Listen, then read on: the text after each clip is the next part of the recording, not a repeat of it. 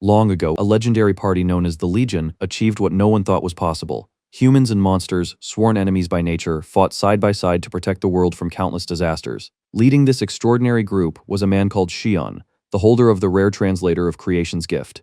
This is the story of how his greatest journey began with his lowest moment. One day, Xion is suddenly called in by his teammates, only to hear the last thing he ever expected. The friends he had grown up with and fought beside since the very beginning have decided to remove him from the party. Completely caught off guard, Xion reminds them of the promise they made to always stay together. However, the party's leader Jason explains that the decision wasn't made lightly. As the hero chosen to save the world, he has to keep growing stronger, and according to him, Xion can no longer keep up with the team's future. Although Xion understands Jason's reasoning, he struggles to accept losing the people he considered family. Jason doesn't try to soften the truth. No matter how hard Xion trained, he never reached Jason's level with the sword, couldn't master powerful sacred arts like media, and lacked the healing abilities that Hazure possessed. His unique gift simply wasn't designed for direct combat media, then points to their recent missions as proof. During the battle against the trolls, Xion's only contribution had been distracting the enemies while everyone else dealt the finishing blows. Even Xion can't deny it. Looking back, he realizes that in almost every battle, he was never the one capable of deciding the outcome. It wasn't because he lacked determination. He had trained just as hard as everyone else, but talent had drawn a line that effort alone couldn't cross. His abilities had reached their limit, while the rest of the party continued becoming stronger. With their sights now set on becoming an A-rank party, Jason explains that they can no longer afford to carry someone whose gift isn't suited for frontline combat. As painful as it is, they believe leaving Xion behind is the only way forward. Realizing the decision had already been made before this conversation even began, Xion quietly accepts it. He even suspects that Hazure already knew about it but simply couldn't bring herself to say anything. Jason awkwardly admits that's true, and media thanks Xion for everything he has done for the party before bringing their long journey together to an end. Even after being betrayed, Xion doesn't lash out. Instead, he sincerely asks media to look after Jason, but Jason only responds with more insults, calling him a useless loser before ordering him to return every coin and piece of equipment that belongs to the party. Without saying another word, Xion quietly walks away. Becoming an adventurer in this world isn't easy. Most people spend their entire lives trying to reach the hero rank, while only a handful of legends are ever strong enough to save the world. That was once the dream Xion shared with his childhood friends. The Argonauts had started their journey together from nothing. They fought weak monsters, recruited new companions along the way, and slowly became one of the kingdom's most promising parties. However, as everyone else continued getting stronger, Xion's growth came to a complete stop. The reason was simple.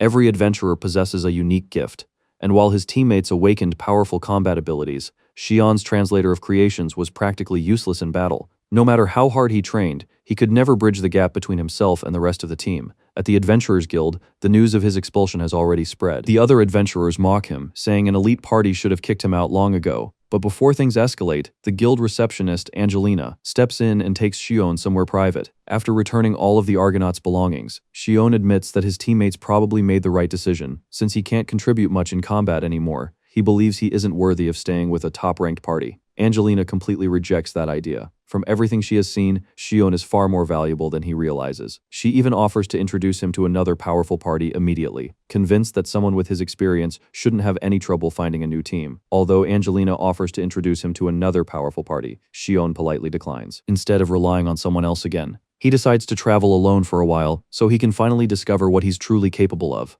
Respecting his decision, Angelina offers him an emergency quest near a nearby dungeon. Besides hunting the monsters causing trouble, she also asks him to inspect the dungeon itself, promising extra payment for the additional work. Before he leaves, she reminds him not to let everything that happened crush his spirit, because sooner or later, things will get better. Her kindness catches Xion off guard, and without thinking, he nervously asks if she'd like to have dinner with him sometime. Rather than rejecting him, Angelina smiles and agrees on one condition. He has to return alive. First embarrassed, but encouraged, Xion happily sets off toward the dungeon. On the way, he casually chats with the horses pulling the carriage, revealing the true nature of his gift. Translator of Creations allows him to communicate with almost any living creature, from ordinary animals to powerful monsters. Unfortunately, despite its incredible versatility, it offers almost no advantage in direct combat, which is exactly why his former teammates considered him a burden. Inside the carriage, another incident quickly grabs his attention. Several adventurers begin harassing a young swordswoman traveling alone, assuming she'd be an easy target. They couldn't have been more wrong. Before anyone can react, the girl effortlessly knocks one of them to the ground and points her blade at his throat. The entire fight ends in seconds, leaving the men too terrified to say another word. Watching from the sidelines, Xion is completely stunned. Her speed is so overwhelming that even Jason, the hero who abandoned him, doesn't seem capable of matching it. After warning Xion to be careful around the other adventurers, the mysterious swordswoman quietly returns to her seat as the carriage continues toward the dungeon. Putting his past behind him for the moment, Xion heads into the dungeon to test what he can really accomplish on his own. As soon as he enters, he greets an old acquaintance, a friendly slime named Lime. Thanks to his translator of creation's gift, Xion can communicate with monsters just as easily as humans, allowing him to build friendships where everyone else only sees enemies. Excited to see him again, Lime immediately offers to accompany him, admitting she never liked Jason or the rest of his party anyway. Xion gladly accepts, gaining an unexpected companion for his solo adventure. When he explains that he's investigating the recent surge of orc attacks, Lime reveals something important. The orcs recently chose a new chief who despises humans, and ever since then, monsters that normally stay hidden have started leaving the dungeon in large numbers. Realizing the situation is much more serious than the guild suspected, Xion becomes even more cautious as they continue deeper inside. Before long, they're attacked by a group of goblins. Working together, Xion and Lime quickly eliminate them, proving that despite everything his former teammates said, he can still hold his own in battle. However, monsters aren't the only problem waiting for him. The group of adventurers who embarrassed themselves in front of the mysterious swordswoman earlier suddenly blocks his path. Since Jason constantly looked down on them whenever their parties crossed paths, they decide to take their frustration out on the one person who no longer has the protection of the Argonauts. Confident that a lone adventurer will be an easy target, they surround Xion and even joke that no one will care if he dies inside the dungeon. Realizing there's no point trying to reason with them, Xion calmly prepares for a fight, catching them off guard by activating a mysterious ability they never expected from someone they considered completely harmless. Instead of fighting the adventurers himself, Xion calmly reveals what a translator is truly capable of. Moments later, Lime returns with an entire horde of orcs right behind her. The adventurers instantly panic. Just seconds earlier, they wanted Xion dead, but now they're desperately begging him to work together. Putting their betrayal aside, Xion agrees. He has no intention of letting anyone die if he can prevent it. Using the information he gathers from the monsters, Xion immediately takes command of the battlefield, directing everyone toward the enemy's weak points while searching for an opportunity to escape. However, before the battle can even begin, an even greater threat appears. The orc chief suddenly arrives, and with a single attack, it becomes obvious that this monster is far beyond anything an ordinary adventurer can handle. Several men are killed almost instantly, and Xion quickly realizes this isn't a normal orc. The creature possesses a gift, making it vastly stronger than the monsters they expected to face. To Xion's surprise, the orc chief ignores everyone else and locks its eyes on him. After watching him issue commands and block its first attack, the monster decides that Xion is the greatest threat on the battlefield. Even Xion is forced to admit that this enemy may be stronger than Jason himself. Just as the orc chief prepares another devastating strike, a familiar figure suddenly steps between them. It's the mysterious red-haired swordswoman from the carriage. She effortlessly intercepts the attack, leaving both Xion and the orc chief stunned. Unlike everyone else, she can't understand the monster's words, but that doesn't stop her from challenging it head-on. What follows is a clash between two overwhelming powerhouses. Blow after blow shakes the battlefield as neither side can gain the upper hand, and for the first time, the orc chief finds a human capable of matching its strength. Watching from the sidelines, Xion quickly realizes that both fighters are operating on a completely different level. He wants to help, but they're moving so fast that he can't even find an opening. The duel only grows more intense. Even after taking a direct explosion spell, the orc chief barely slows down. Instead, he unleashes even more of his power, forcing the swordswoman into a brutal exchange where neither side is willing to back down. She eventually manages to sever one of his arms, yet the monster simply keeps fighting, as if the injury means nothing. Lime soon notices something even more alarming. The more the orc chief fights, the stronger he becomes. He even sacrifices his own soldiers without hesitation, caring only about continuing the duel. Realizing the battle will only end with both of them dead, Xion decides to intervene. While the swordswoman is left completely confused, he walks straight up to the orc chief and starts talking to him.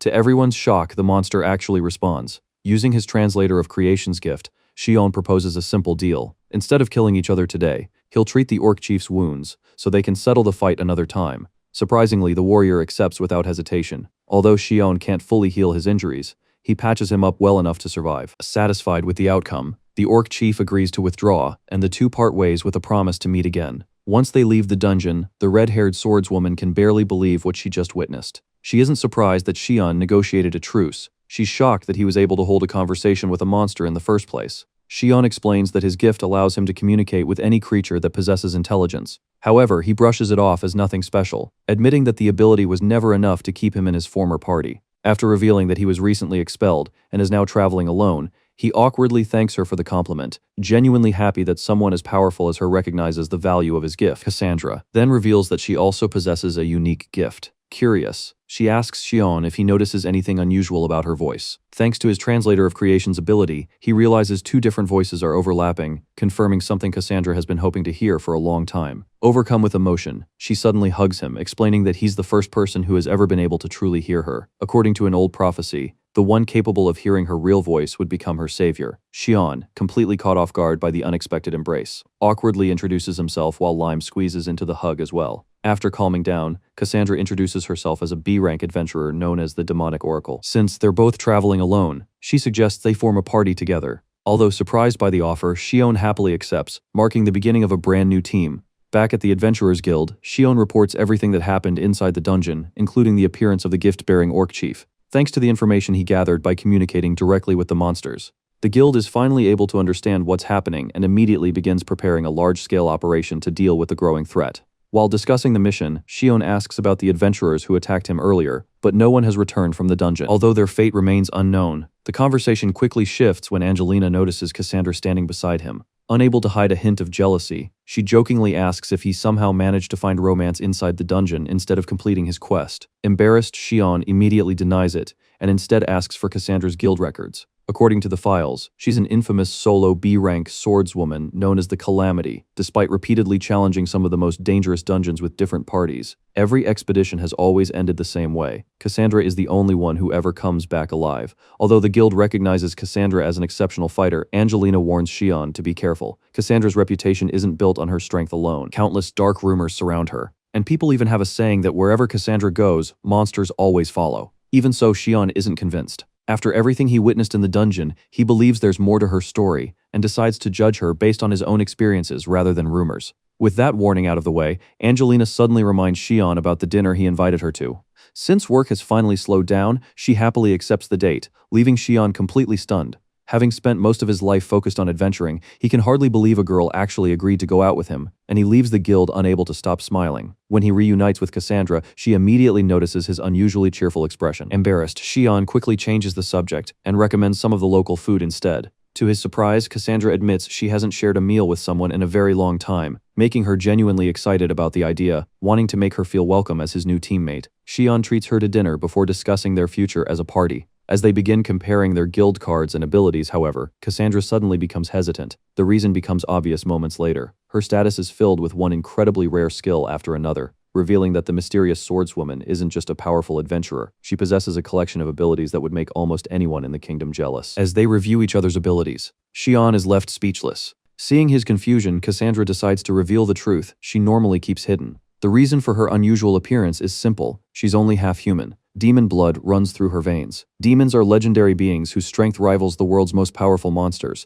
and very few of them still exist. With that blood combined with her incredible swordsmanship, it's no wonder Cassandra is capable of overwhelming enemies that ordinary adventurers couldn't even dream of fighting. However, her true secret isn't her heritage, it's her gift. Known as the Demonic Oracle, her gift allows her to glimpse a few seconds into the future, making her nearly unbeatable in combat. But that incredible power comes with a cruel curse. Whenever Cassandra tries to warn someone about danger or reveal the future, her words are magically twisted into something completely different. Instead of hearing the truth, everyone around her hears reassuring lies. No matter how desperately she tries to save people, her warnings can never reach them. That's why, back in the dungeon, Xion heard two voices coming from her at the same time. His translator of creation's gift automatically separates the truth from the curse, allowing him to hear Cassandra's real words for the very first time. To her, that makes Xion the only person capable of understanding her prophecies and the savior she has been searching for all this time.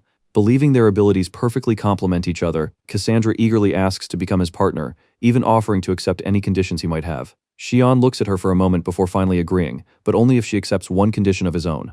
Cassandra immediately agrees to Xion's condition and even offers to dye her red hair if that's what he wants. Confused, Xion asks why she would do that. He actually likes her hair, saying its fiery color was one of the first things that caught his attention when she saved him. His answer completely surprises Cassandra. Most people only see her hair as proof that she's tainted by demon blood, but Xion doesn't care about any of that. After all, he's the kind of person who befriends slimes and can even understand monsters. To him, someone's race has never mattered. What matters is the kind of person they truly are. Cassandra then brings up her infamous title, the Calamity, wondering if that doesn't bother him either. Xion simply shakes his head. He already knows her gift constantly causes misunderstandings, yet she still risked her life to save him from the orc chief and even revealed her greatest secret so he could trust her. For Xion, those actions speak louder than any rumor, In fact, he believes she's exactly the kind of person heroes are supposed to be. Hearing someone praise her so sincerely leaves Cassandra speechless before she finally asks what his condition actually is. Sean explains that he doesn't want to be treated as her savior. If they're going to form a party, he wants them to stand as equals, who trust and support each other. They can share rewards, choose quests together, and rely on one another whenever things get difficult. Rather than a savior and someone being saved, he wants them to be true partners. Cassandra smiles and happily accepts. She even promises to help him become stronger, warning him that her training will be incredibly harsh. But no matter how much he complains, she has no intention of leaving him behind. The next day, the two officially register their party at the Adventurers Guild. Angelita congratulates them. Although Shion immediately notices she's acting a little differently than usual, she quickly brushes it off, reminding herself that she's only a guild receptionist while he's an adventurer. Cassandra, however, doesn't understand why Angelina keeps glaring at Shion like he's done something terrible. Angelina then announces that since Cassandra is already a B-rank adventurer, all Shion has to do is pass a certification quest for their party to be officially recognized as B-rank as well. Before assigning the mission, though, she can't resist, asking how the two of them ended up forming a party after Shion had rejected her offer to join another team. Shion immediately denies trying to flirt with Cassandra, but Cassandra innocently explains that she was actually the one who insisted on teaming up with him. That answer only makes Angelina even more suspicious. Things get worse when Cassandra casually mentions that Shion complimented her the previous night. Angelina instantly misunderstands what she means and starts teasing him non-stop, while Shion desperately tries to explain that she completely has the wrong idea. Unfortunately, every explanation only makes him sound guiltier. Eventually, Angelina gives up on listening, tells the two lovebirds to stop flirting at the guild, and finally hands over their first official request before reminding Shion to come back safely. Their target is a group of trolls, monsters feared even by experienced C-rank adventurers. Unlike orcs, trolls possess incredible regeneration, meaning any wound that isn't immediately fatal heals within seconds. Shion quickly comes up with a plan. Cassandra's swordsmanship is more than enough to kill the trolls, so all he has to do is buy her enough time to finish them off. When he asks how long she needs, Cassandra calmly replies that 5 seconds will be enough. Before Shion can even react, she charges forward and cuts down 2 trolls almost instantly. That leaves the final one to him. At first, Shion hesitates. Fighting a troll alone is something he never imagined himself doing, but Cassandra reminds him that she believes in him, encouraged by her confidence. Shion stands his ground and defeats the troll with a powerful strike. However, Cassandra immediately warns him that trolls regenerate. Realizing the fight isn't over yet, Shion keeps attacking until the monster finally stops moving for good. By the end of the battle, he's completely exhausted, but for the first time, he defeats a troll entirely through his own strength. As soon as the troll finally collapses, Cassandra rushes over with a smile. She congratulates Shion, saying she never expected him to use fire so effectively in battle. Shion laughs, admitting he surprised even himself, but gives all the credit to her training. After returning to the guild, another receptionist confirms that they successfully completed the certification quest. With that, Shion officially becomes a member of a B-rank party. Although Angelina is busy with other work, the receptionist is certain she'll be happy to hear the news, especially after everything she did to help him. She also mentions that the guild is preparing a large-scale operation against the monsters. Thanks to the information Shion gathered inside the dungeon, adventurers from multiple B-rank parties are now being called in to participate. Just then, someone confidently announces himself as the leader of the operation. It's Jason. Seeing Shion again, Jason mocks him, saying he expected him to be wandering around, begging to rejoin the Argonauts. Instead, he somehow managed to recruit a beautiful partner. When Cassandra asks who he is, Shion calmly explains that Jason was the leader of his former party. Jason proudly introduces himself as the hero, but Cassandra can't help laughing. In her eyes, someone who abandoned a companion like Shion doesn't deserve to call himself a hero. Her words instantly anger Jason, and he almost draws his weapon before Media stops him. She quietly reminds him that the woman standing before him is none other than Cassandra, the Calamity, a famous B-rank adventurer. Jason dismisses her reputation, calling her nothing more than a dangerous assassin. The accusation immediately shocks Cassandra, but before she can defend herself, Shion steps in. He tells Jason that he can insult him all he wants, but he won't tolerate anyone disrespecting his partner. Jason argues that he's only repeating what everyone already says about Cassandra, but Shion refuses to believe those rumors. The fact that she's repeatedly risked her life to protect others is enough proof of the kind of person she really is. With neither side willing to back down, Jason proposes settling the argument with a duel. Shion immediately accepts, but Cassandra stops him. Since the insults were directed at her, she insists on fighting Jason herself. Even though Shion worries about what might happen, Cassandra remains completely confident. This fight isn't just about winning anymore, it's about proving that the person standing before Jason is not the monster the rumors make her out to be. Jason simply smirks, mocking Shion for hiding behind a woman, while Cassandra tells him to keep talking. Soon enough, she'll answer him with her sword. Before the duel begins, Cassandra tells Shion to just sit back and cheer for her. The spectators even start placing bets, while Jason confidently gives her the first move, claiming that as a gentleman, he couldn't attack a woman first. Cassandra doesn't hesitate. She charges straight at Jason and unleashes a single, devastating slash, creating a massive explosion that sends him flying across the guild courtyard. The entire crowd is left speechless. Media immediately rushes over to check on Jason, while the spectators can hardly believe that the infamous Calamity defeated the hero in a single exchange. Then, Angelina arrives after hearing the commotion and asks what in the world happened. After Xion briefly explains the situation, she asks him and Cassandra to follow her because she has something far more important to discuss. Inside a private room, Angelina reveals that the adventurers who entered the same dungeon a few days earlier have finally returned. However, one of them collapsed, after only managing to say that the orcs were responsible for the attack. After comparing their testimony with Xion's report, the guild has reached a conclusion. The orcs are no longer acting like ordinary monsters, so they're preparing to launch an emergency mission before the situation gets any worse. Before the operation begins, Angelina asks Xion and Cassandra to share everything they learned inside the dungeon, hoping it will help the guild prepare for what's waiting ahead. Unlike normal quests, emergency missions are only declared during major crises. The guild personally selects the adventurers needed for the operation, and unless they have a valid reason, refusing the request isn't an option. That alone tells Xion just how serious the situation has become. After hearing their full report, Angelina thanks the two of them. Based on everything they've learned so far, the guild believes the orc army is being led by a gift-bearer who is strengthening the entire horde.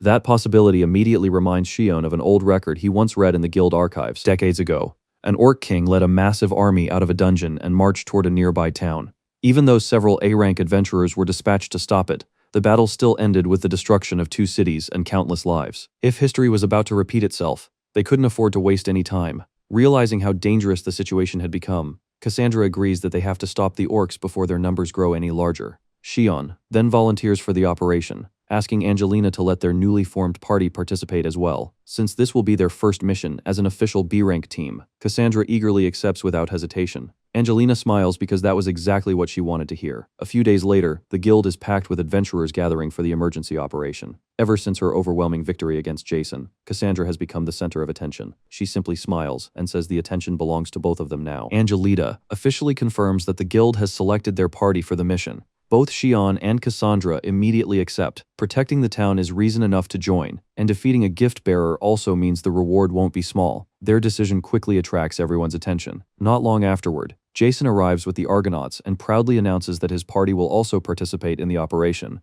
along with several other powerful adventurers, including the S-rank beast hunter Theseus and the S-rank adventurer Adeline. Still bitter about their previous encounter, Jason can't resist provoking Cassandra again, but she simply laughs and says she doesn't need Xion's translation to understand a barking dog. Jason promises he'll make her regret those words before leading everyone into the strategy meeting. Inside the conference room, Xion runs into 2 adventurers he has known since they were beginners, Pollock and Castor. Delighted to see that they've reached C rank and even formed their own party, he congratulates them on how much they've grown. The two immediately fall into their usual routine, with the cheerful Pollock constantly keeping the foul-mouthed Castor in line. Watching them bicker makes Cassandra smile, and she can't help feeling a little envious of how naturally they get along.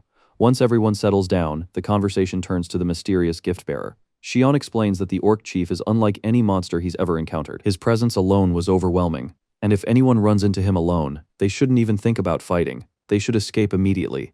Castor scoffs at the warning and calls Xion overly cautious, but one look from Pollock is enough to shut him up.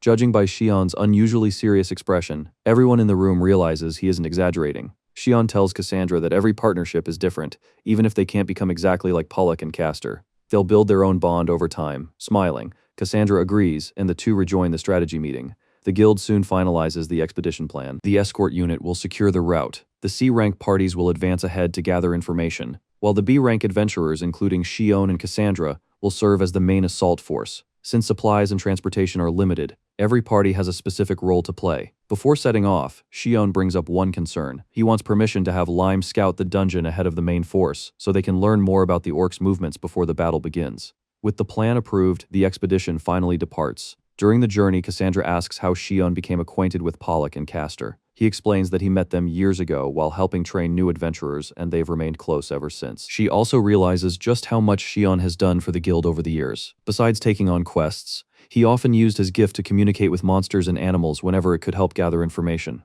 Not everyone appreciated those methods though. On one occasion, some adventurers even attacked him after mistaking him for someone working with monsters. Ironically, that incident ended up proving his loyalty instead. Once the misunderstanding was cleared up, the guild's trust in him only grew stronger, and a grateful blacksmith even rewarded him with a mithril sword that could channel magic far more efficiently. Shion laughs it off, insisting that none of those achievements belong to him alone. He credits a senior adventurer for pushing him to keep improving when he was at his lowest. Although that person has since retired, Shion admits he probably wouldn't be where he is today without their guidance. Hearing that, Cassandra quietly promises herself that, as his new partner, she'll never do anything that would tarnish the reputation he worked so hard to earn. After arriving at the guild's forward camp, Shion checks on Pollock and Castor before the operation begins. Pollock greets him with her usual cheerful energy, while Castor pretends to be annoyed as always. Sensing that they're both nervous, Shion reminds them not to act recklessly. If they encounter an enemy they can't defeat, escaping and reporting back is far more important than trying to be heroes. Castor immediately complains about being treated like a child, only for Pollock to silence him once again before thanking Shion for always looking out for them.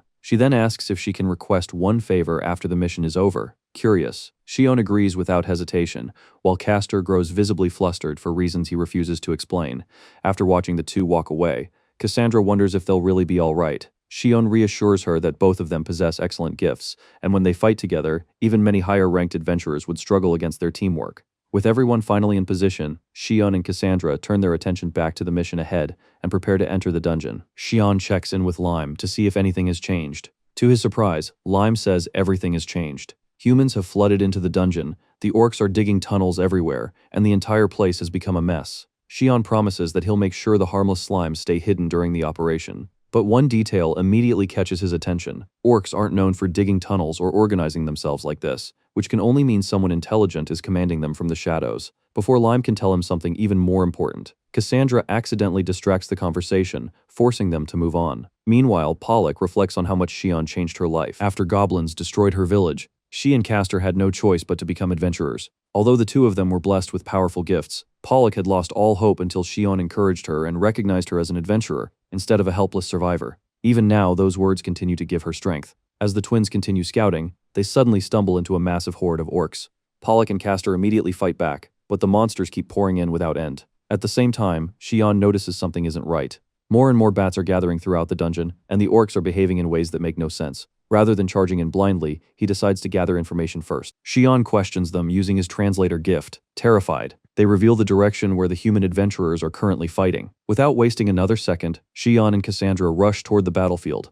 By the time they arrive, Pollock and Castor are already surrounded. Realizing they can't hold out much longer, Castor prepares to sacrifice himself so his sister can escape. Before he gets the chance, Cassandra bursts into the battlefield and cuts down the surrounding orcs in an instant, saving both of them. After making sure the twins are safe, Shion steps forward and tries one last time to negotiate with the remaining orcs. He tells them to retreat if they want to survive, because continuing this battle will only lead to their deaths. But none of the orcs even consider his offer. Their only objective is to kill every human they see. Shion quickly realizes the orcs aren't even reacting to his words. Normally, his translator gift allows him to communicate with monsters, but these orcs seem to have completely lost their own will. Pushing that mystery aside for the moment, he helps Pollock and Castor back onto their feet while cutting down the remaining orcs around them. Looking over at Cassandra, he finds her handling the battlefield with ease. Even she admits that her gift hasn't reacted at all, making Shion even more suspicious that something unusual is controlling the monsters.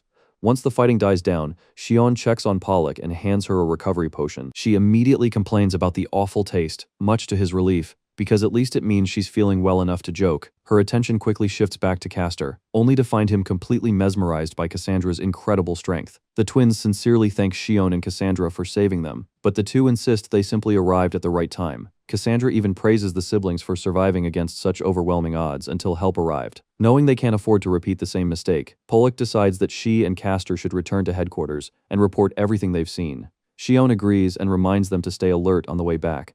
Just as the twins leave, Lime suddenly rushes over, saying, "There's something Shion needs to see." Following the slime deeper into the cave, Shion and Cassandra discover someone they never expected to find. Standing before them is the same orc chief they met before, badly injured and completely alone.